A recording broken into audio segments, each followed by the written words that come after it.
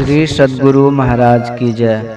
महर्षि संत सेवी परमहंस जी महाराज द्वारा सुनाया गया सद्गुरुदेव का अद्भुत चमत्कार। महर्षि संत सेवी परमहंस जी महाराज कहते हैं, सन 1977 ईस्वी की बात है।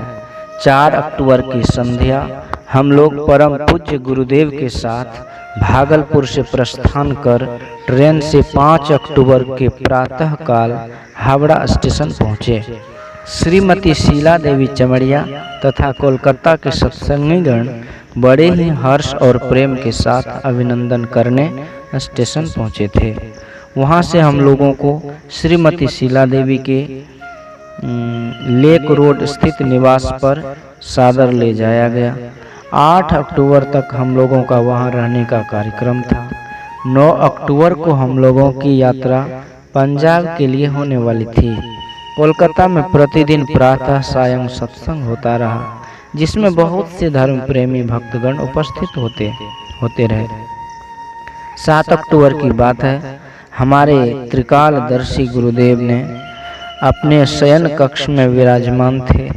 मेरे साथ 2 सत्संगी साधु और जमालपुर मुंगेर के श्री नंद कुमार तुलसी जी भी वहीं बैठे थे। श्री नंद कुमार तुलसी जी हम लोगों को पंजाब ले जाने वाले थे।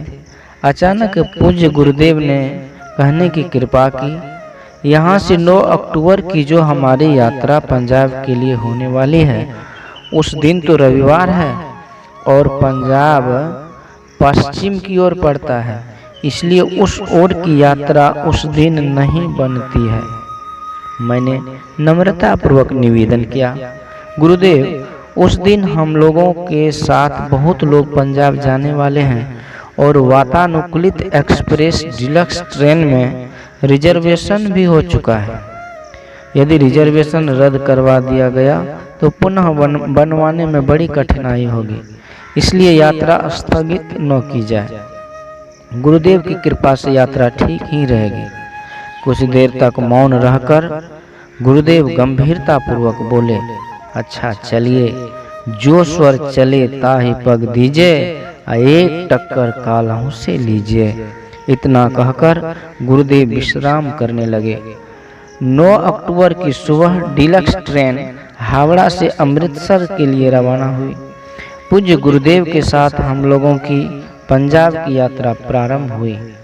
रात्रि के 10:30 बजे गुरुदेव का मुखारविंद बहुत गंभीर प्रतीत हो रहा था। उन्होंने सबको विश्राम करने का आदेश दिया और स्वयं भी विश्राम करने लगे। सभी गहरी नींद में सोए हुए थे कि अचानक दिल को दहला देने वाला खौफनाक धमाका हुआ। गाड़ी बहुत जोर की धक्के खा रही थी। डब्बे के भीतर और बाहर घटाटोप अंधेरा छाया हुआ था। हम सब हड़बड़ा कर उठे और गुरु महाराज का नाम लेने लगे। चारों ओर चीख पुकार मच रही थी।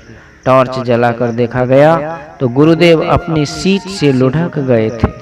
हम लोगों ने गुरुदेव को उठाकर यथावत लिटा दिया। वस्तुतः नैनी स्टेशन के यार्ड में खड़ी एक मालगाड़ी से हमारी ट्रेन की जबरदस्त टक्कर हो गई थी। इंजन का पता नहीं चला कि कहाँ गया और इंजन के पीछे के डब्बे टक्कर के कारण एक दूसरे के ऊपर चढ़ गए थे। कुछ डब्बे लुढ़क गए थे। बहुत से लोगों की मृत्यु हो गई और अनेक जख्मी होकर कराह रहे थे। पर गुरुदेव की असीम अनुकंपा से उन चकनाचूर डब्बों के पीछे हम लोगों का डब्बा हिचकोले खाने के बाद पटरी से ऊपर सुरक्षित खड़ा था। घटना स्थल से इलाहाबाद लगभग 20-22 किलोमीटर दूर था। इलाहाबाद के एक सत्संगी श्री जगदीश नारायण खन्ना के विशेष आग्रह पर हम लोगों ने कुछ मोटर गाड़ियों में सवार होकर इलाहाबाद के लिए प्रस्थान किया। इस क्रम में जब गाड़ी यमुना नदी के पुल पर से गुजर रही थी तो श्री नंद कुमार तुलसी जी ने गुरुदेव के चरणों में करबद्ध होकर निवेदन किया, प्रभु कलकत्ता में आपके कहे गए शब्दों एक टक्कर कालहू से लीजिए का इशारा किस ओर था, अब समझ में आ गया। यह सुनकर कृपालु गुरुदेव बड़ी गंभीरता के साथ नजरें उठाकर थोड़ा सा मुस्कुराए दादू जाने न कोई, संतन की गति गोई। महर्षि में संस्मरण। श्री सद्गुरु महाराज की जय।